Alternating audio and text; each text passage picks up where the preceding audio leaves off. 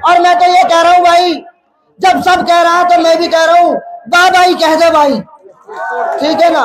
सभी का पूर्व विधायक हबीबुर रहमान साहब, मेरे छोटे भाई कामा से चुनाव लड़े, मुख्तार सीए साहब, इरशाद चेयरमैन साहब, अख्तर साहब, चौधरी अख्तर साहब, इकबाल जेलदार साहब का पटवारी साहब, यादराम गर्ग साहब मेवाती, इब्राहिम इंजीनियर साहब, रमजान वकील साहब, ताहिर एडवोकेट साहब, इस्लामुद्दीन भाई पुनाहना एवं मंच पे विराजमान काबिल एहतराम तमाम सरदारी का मैं इस्तकबाल करता हूँ। मेरे सामने मेरे पिता के समान बुजुर्ग, नौजवान साथी, प्यारे बच्चों, माताएं, बहनों, सभी को मैं सलाम करता हूँ, नमस्कार करता हूँ। सबसे पहले तो मैं आपको बता देना चाहता हूँ कि मैं मेवात के सबसे बड़े गांव सिंगार में आज पहली बार आया हूँ। सिर्फ नाम सुनता था भाई, और इससे पहले मैंने बहुत तारीफें सुनी। सबसे पहले मैं आपको लोकतंत्र के इस पर्व का, इन चुनावों की बधाई देता हूँ। ये जो चुनाव आते हैं, ये हमें मौका देते हैं, जो हम अजान लगने वाली लग रही है, लगने वाली है, लग नहीं रही।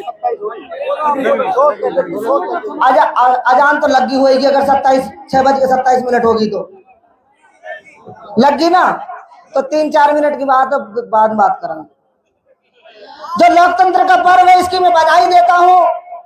ये जो चुनाव आते हैं, ये हमें मौका देते हैं हमारे राजा चुनने का।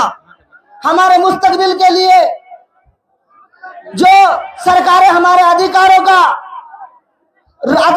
की रक्षा नहीं कर सकती, जो हमारे लिए विकास नहीं कर सकती, ऐसी सरकारों को उखाड़ फेंकने का मौका होता है ये चुनाव।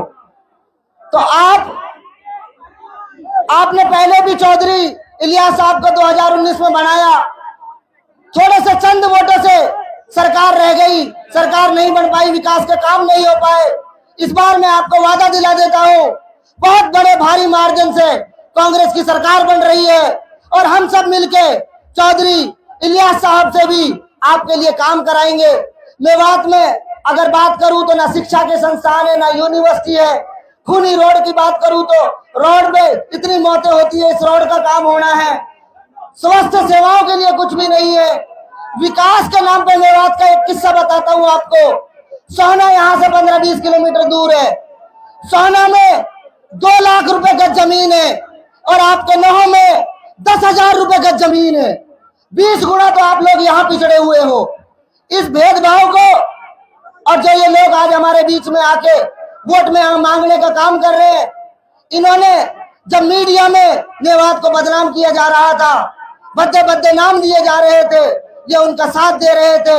आज इनसे बदला लेने का वक्त आया है, आज इनको उखाड़ फेंकने का वक्त आया है। लोग कहते हैं कि मेवात में बीजेपी को वोट नहीं मिलती, इसलिए विकास नहीं होता। राजा बनने के बाद सबका राजा होता है। ये भेदभाव वाली राजनीति का बदला लेने का समय आया है। आज हम सबको इनसे बदला लेना है। हम सब भाई एकजुट होके आज चौधरी इलियास साहब को यहाँ से जिताने का काम करें। पहली बार राजनीति में आने के बाद मेरी किसी विधानसभा में ड्यूटी लगी है।